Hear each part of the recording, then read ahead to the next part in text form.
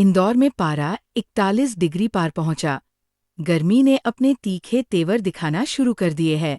अप्रैल के दूसरे हफ्ते में ही पारा 41 डिग्री पार पहुंच गया है। शहर में लगातार तीसरे दिन 40 डिग्री के पार पहुंच गया।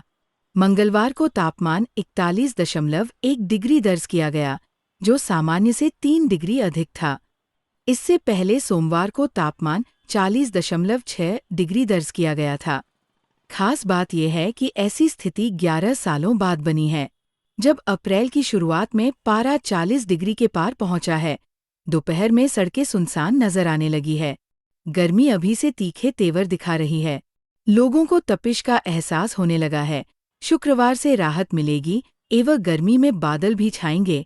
ये बात कृषि महाविद्यालय के डॉक्टर कपाड़िया ने कही।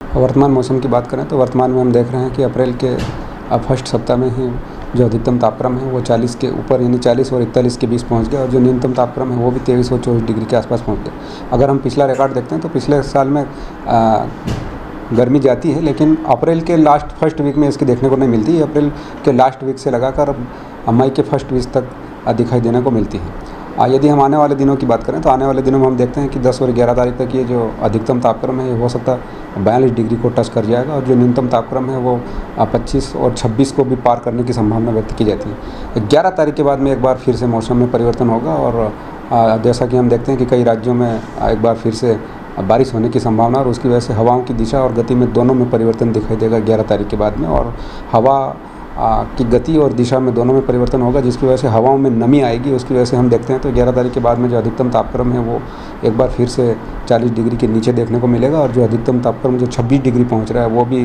गिरकर 22 और 23 डिग्री दिखाई देने की संभावना है। असल में क्या है, कुछ राज्यों में बारिश होने की संभावना, और वहाँ की वजह से जो लो प्रेशर बनेगा और जहाँ ह्यूमिडिटी अपने आप बढ़ेगी, उसकी वजह से जो अधिकतम तापक्रम है 42 डिग्री जाएगा, और उसके बाद में मौसम में फिर बदलाव होगा, और 2 से 3 घंटे बादल देखने को मिलेंगे, और हवाओं में नमी आएगी। उसकी वजह से 2 से 2.5 डिग्री टेम्परेचर बड़ा गिरा हुआ दिखाई देगा। इस बार अगर हम गर्मी की बात करें तो इस बार जैसे कि IMD ने पहले से ही फोरकास्ट कर रखी है कि इस बार जो लू है वो काफ़ी चलेगी, पूरे भारत में चलेगी, और जो गर्मी या कह सकते हैं कि लू है वो जो अवधि है यानी कि घंटे हैं, जो दिन में हमको 3-4 घंटे दिखाई दिए थे वो इस बार हो सकता है हमको बड़े हुए दिखाई देंगे, और वो जो लू चलने का जो दौर है वो हो सकता है हमको इस बार 1 सप्ताह से ज़्यादा भी दिखाई देने की संभावना व्यक्त की गई। किसान भाई को सलाह दी जाती है कि रबी फसल आपने हार्वेस्ट कर ली, और अगर आपने हार्वेस्ट कर लिया और अगले साल अगर आप बीज के रूप में रखना चाहते हैं तो उसका आप छटाई ग्रेडिंग करके उसको अच्छा सुखाएं, 2-3 धूप में सुखाएं, और सुखाने के बाद में उसकी ग्रेडिंग करके सुरक्षित जगह भंडारित करें, ताकि आने वाले साल में आप उसका बीज के रूप में उपयोग कर सकें। इस बार हम ये पॉसिबिलिटी तो व्यक्त की IMD ने कि हो सकता है इस बार 43-44 के पार